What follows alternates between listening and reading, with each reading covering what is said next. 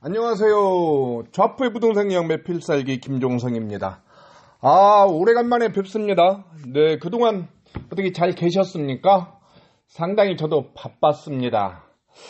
11월 9일 날이 우리 아들 생일이라서 이제 그 주에는 저희가 그 연애원을 위한 실전반 수업이 있어서 수업을 했었고, 그 다음 주에, 우리 가족끼리, 괌 놀러 갔다 왔어요. 괌. 가족여행 갔다 왔는데, 이제 제가 우리 아이하고 지금 3학년, 4학년, 5학년, 지금 우리 아이가 초등학교 5학년인데, 3학년 때는, 기차 타고, 아이 생일 때 학교 체험학습으로 돌리고, 아이와 둘이 기차 여행을 했었습니다. 그래서 그때 선산도 가서 우리 아이에 있어서는 할아버지 할머니들 묘소도 좀 가고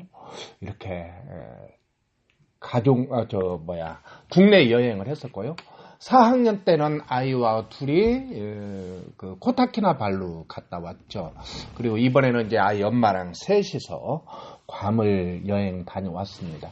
내년에 이제 아이가 6학년인데 그때는 국내 여행을 또 해볼까 그런 생각이 들어요. 그때 이제 막 그 11월 9일이라 그때가 가을과 겨울의 경계점이라 조금은 싸늘하기도 하고 조금 또 춥기도 하고 그런 계절이라서, 그런데 이제 내년에는 조금 이제 아이와 좀 상의를 해서 좀 이렇게 국내 여행을 좀 가볼까 이제 그런 생각을 하고 있습니다.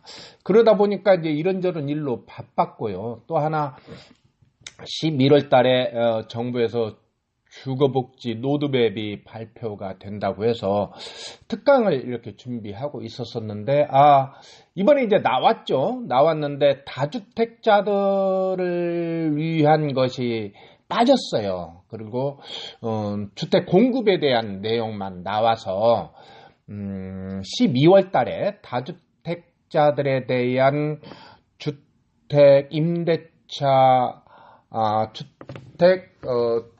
임대사업자 등록에 대한 부분이 좀 나오면 카페에서 특강을 할 계획입니다. 여러분들 카페에 들려서 그 공지사항을 잘 좀 이렇게 체크해 보셨으면 좋겠습니다. 왜 그러니 아마 빨리 마감이 될 것 같아요. 기다리는 사람들이 많이 있습니다. 또 하나는 제가 그 다음 카페에서 좌포의 부동산 경매 더리치가 이제 지금 회원이 한 12,000명 되는데, 거기에서 최근에 네이버로 옮겼어요. 네이버로 경제적 자유를 위하여 좌포의 부동산 경매 온더리치 네이버 카페를 11월 달에 어느 날 제가 산을 이렇게 가면서 갑자기 그런 생각이 들었어요.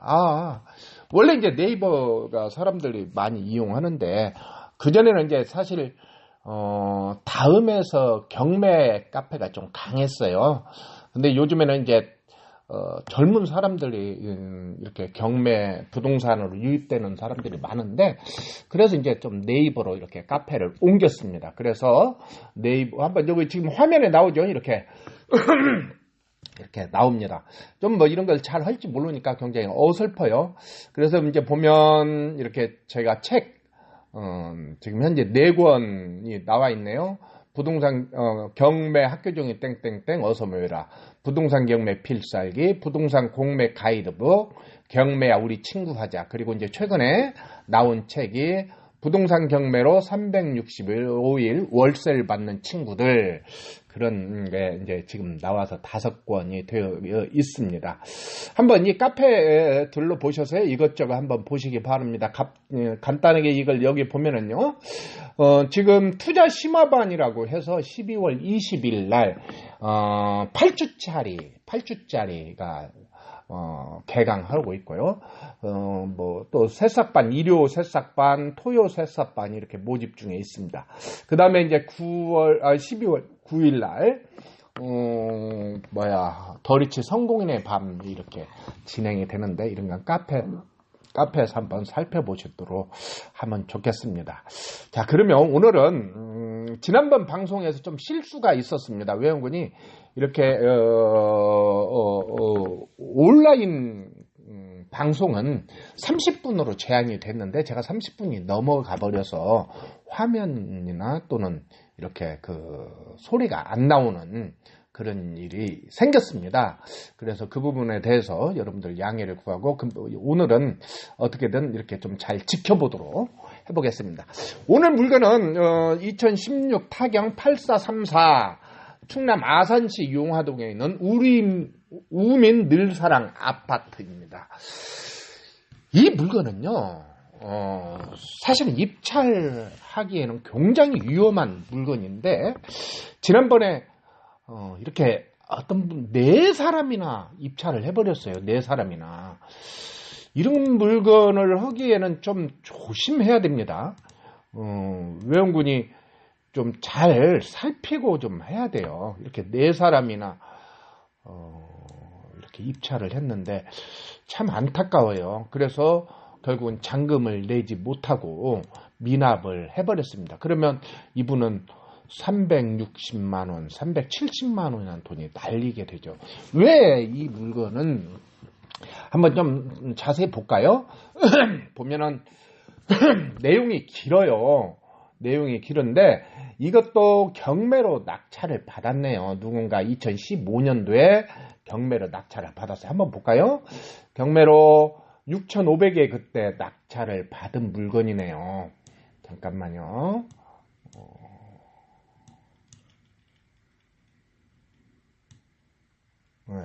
이렇게 그때 6개가 진행이 돼서 6,500에 낙찰을 받는 어느 회사에서 삼부자 자산관리공사라는 회사에서 낙찰을 받았는데 이때도 여러 가지 권리관계나 이런 것들이 많이 좀 복잡하게 있고요. 그 다음에 운정종합건설 주식회사부터 1십, 100, 1000만, 10만, 100만, 1000만, 억, 10억, 31억 2천만 원, 1십, 100, 1000만, 10만, 100만, 1000만, 억, 10억, 31만 2천, 31억 2천만 원의 유치권 신고가 되어 있기는 한데 물론 채권자 은행에서 유치권 배제 신청이 되어 있었는데 아무튼 이걸 이제 낙찰을 받았었죠. 그랬는데 이게 그냥 여기 보면 알겠지만 임차 관계가 진행이 안 된 상태에서 이렇게 쭉 크게 수익 나는 구조로 가지 않고 다시 경매로 넘어왔습니다. 본 건물의 경우 법원 자료에 의하면 토지 소유자가 따로 존재하는 것으로 판단되고 대지권 없는 것으로 보입니다. 따라서 봐봐요. 따라서 대지권 확보를 위한 추가적인 부담도 고려해야 할 것입니다. 또한 공사가 중단된 건물이므로 추후 공사에 따른 행정적, 경제적 부담이 들어가는 물건이다. 그렇게 나옵니다. 그래서 제가 이제 왜 이런 물건을 이렇게 물론 고민했겠죠. 고민했겠죠. 지난번 낙찰 가격이 6,500이었는데 6,100에 낙찰을 받았으니까 지난보다 좀 덜 돈이 들어서 입찰가를 싸게 받았으니까 기분이 좋을지 모르겠는데 한번 그림을 한번 볼까요? 그림을 보면은요, 봅시다. 이렇게 이제 되어 있어요. 그랬는데 지금 건물이 이렇게 집이 완성이 안 됐어요. 지금 이게 완성이 안 됐기 때문에 그냥 누가 개인적으로 이런 거 받으면 절대로 안 되겠죠. 투자자들이 받으면 안 돼요. 이런 것은 건설을 할 줄 알고 이런 것에 전문한 사람들이 받아야지 이렇게 그냥 자연인들이 받으면 안 됩니다. 한번 이제 이 물건을 이제 여기에 있는 다른 걸 한번 볼까요? 이 동네에 나오는 거 보시면 잠깐만요.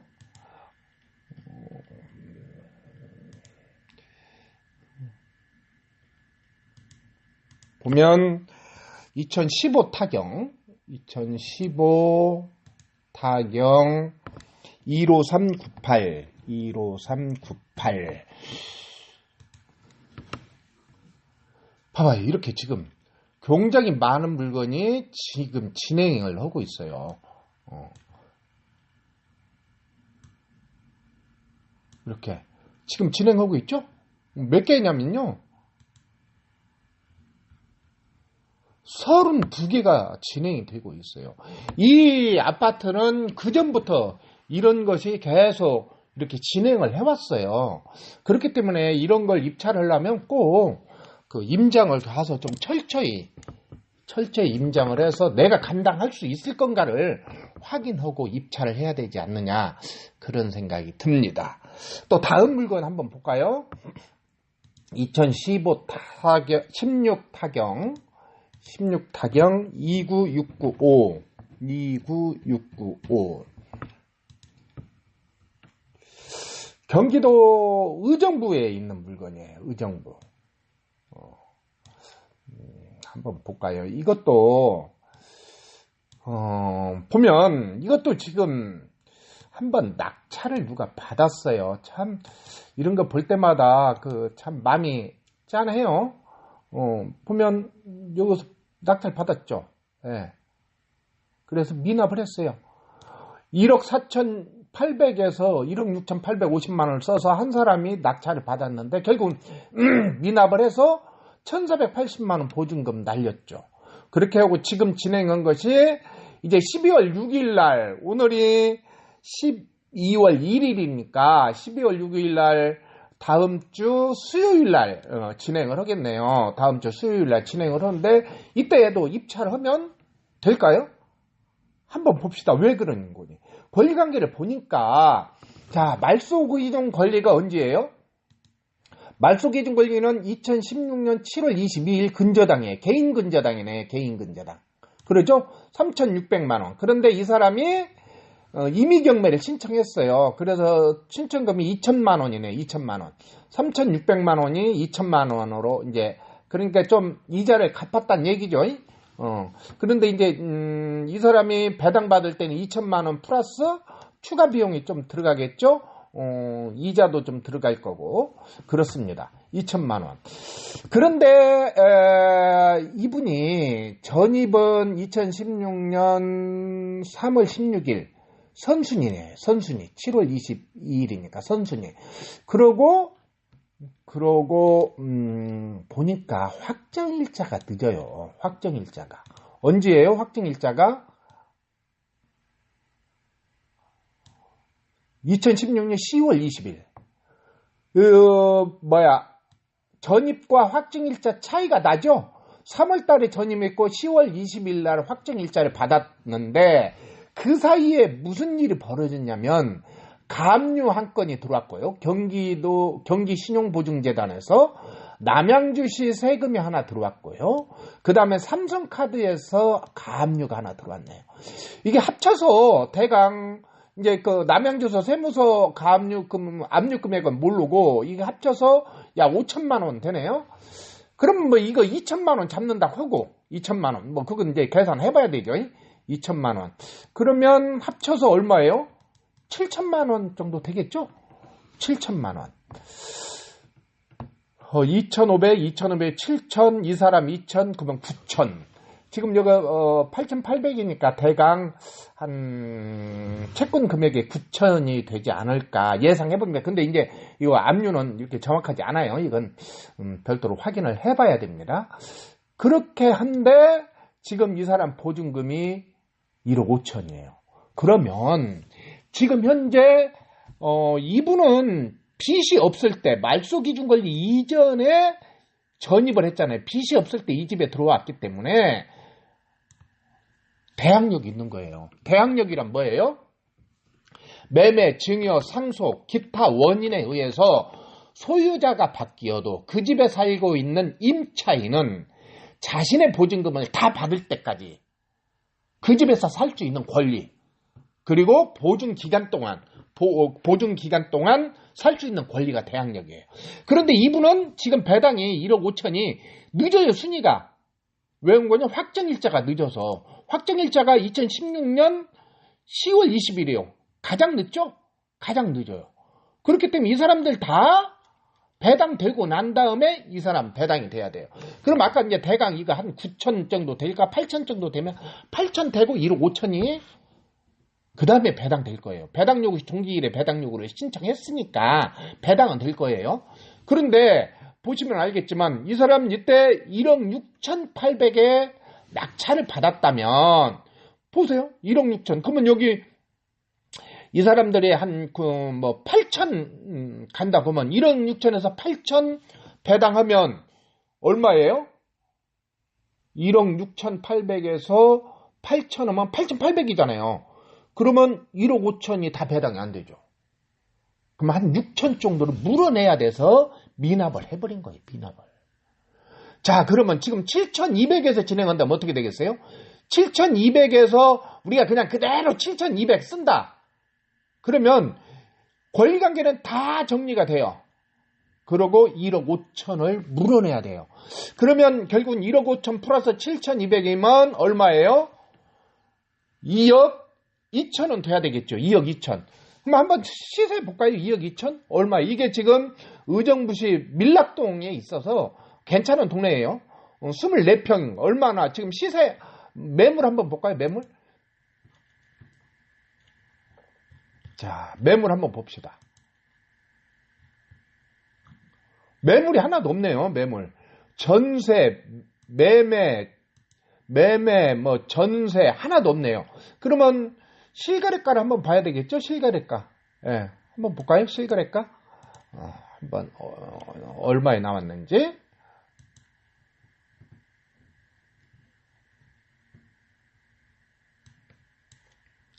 자, 한번 봅시다. 1억 9천. 1억 9천이네요. 그러면 어떻게 돼요? 지금 들어가면 안 되겠죠? 네, 지금 들어가면 안 된다는 거예요. 그래서 여러분 이 물건도 12월 9일 날 진행하는데 이 물건도 지금 들어가면 안 된다. 그렇게 보면 되겠습니다. 마지막으로 하나 더 볼까요? 마지막으로 보면 2017 타경 2017 타경 642 한번 보겠습니다. 여기는 잠깐만요. 2017 타경 642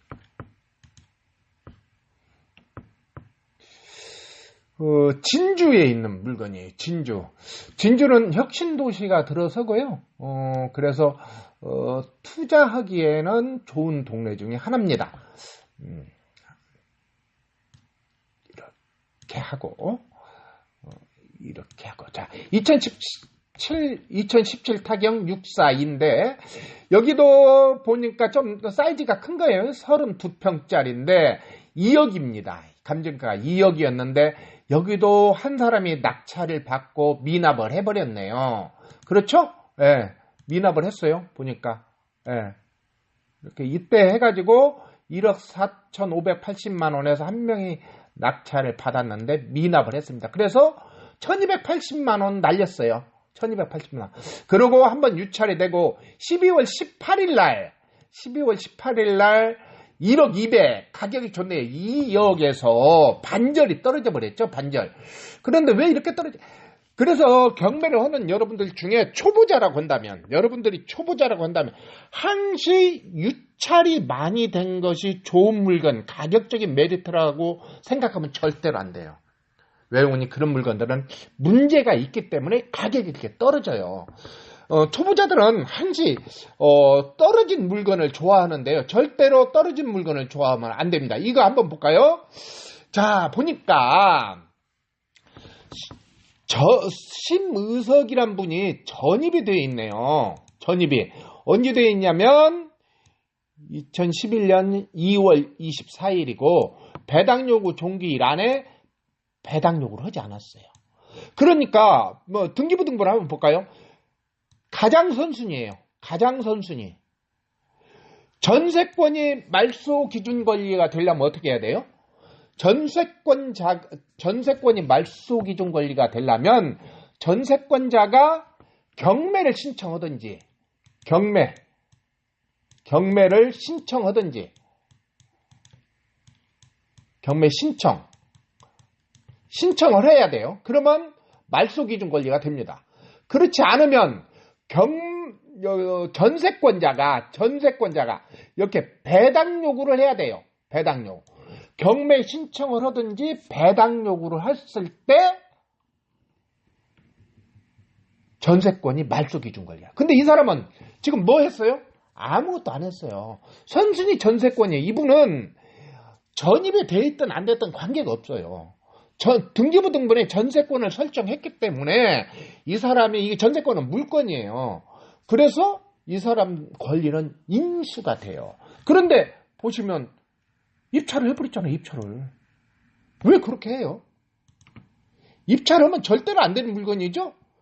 이 물건이 입찰을 하게 되면 언제 해야 돼요? 언제 해야 돼? 이분이 1억 4천을 인수하고도 남을 때 입찰을 해야 돼. 그러면 한번 이것도 한번 매물 한번 볼까요? 매물 한번 봅시다.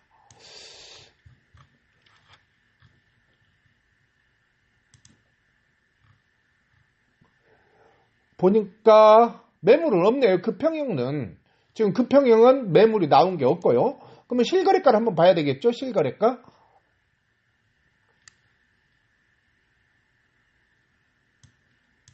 보겠습니다. 이거네요. 지금 2억에서 2억 2천이에요. 가격이. 2억에서 2억 2천. 그러면 우리가 좀 싸게 사야 되잖아요. 2억에서 2억 2천인데 그러면 지금 이 사람이 보증금이 1억 4천이잖아요. 1억 4천. 1억 4천. 그러면 적어도 6천이 될 때까지는 입찰하면 안 돼요. 지금 1억 2백이죠. 1억 2백. 다음에 얼마 떨어지겠어요? 다음에 한 7천 정도 되겠죠. 7천. 네. 다음에 7천 정도 떨어질 거예요. 그럼 한 번 더 떨어져야 돼요. 한 번. 그래서 이 물건은 지금 들어가면 안 된다. 그렇게 보면 되겠죠. 우리가 이제 권리 분석을 할 때요. 크게 두 가지를 봐야 돼요. 첫 번째로는 이렇게 등기부등본을 통해서 권리 분석을 해야 됩니다.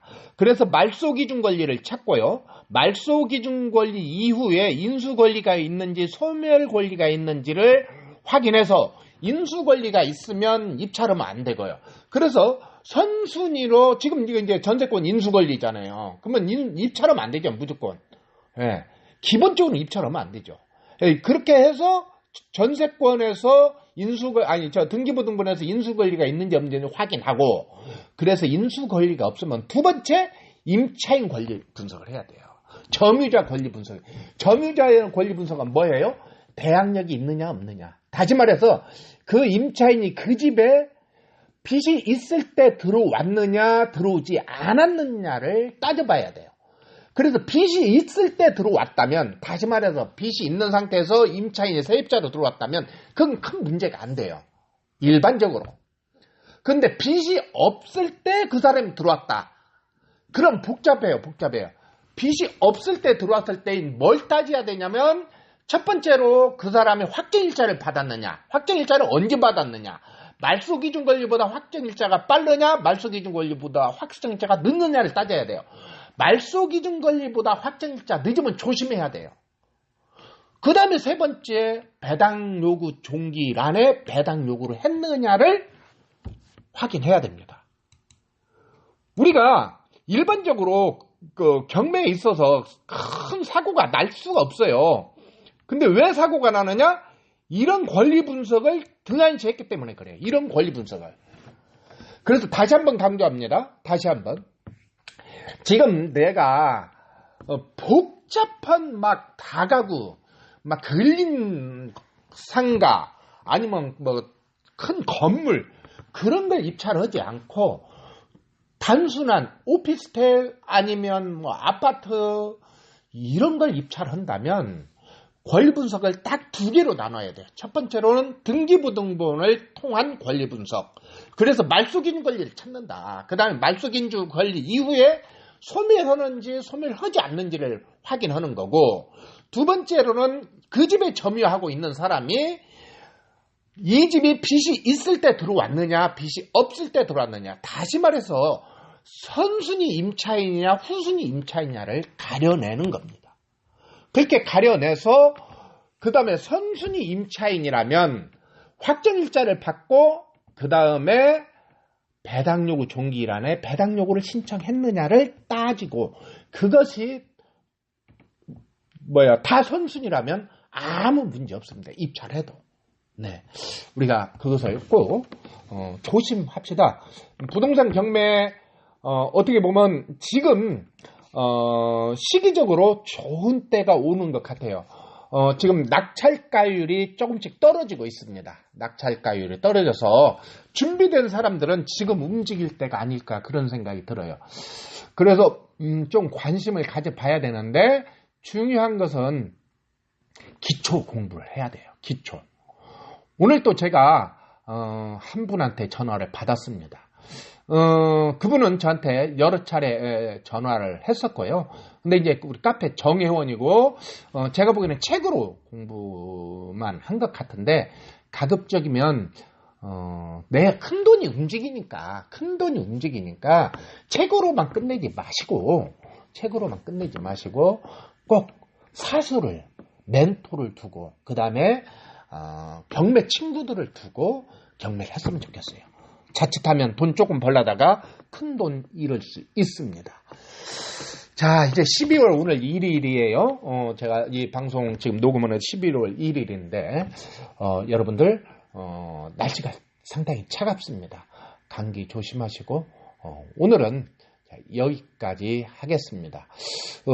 연말 연시 돌아왔는데 음주 조금 마시고 건강 잘 챙겨 보시기 바랍니다. 오늘 여기까지 하겠습니다. 수고하셨습니다. 안녕히 계세요.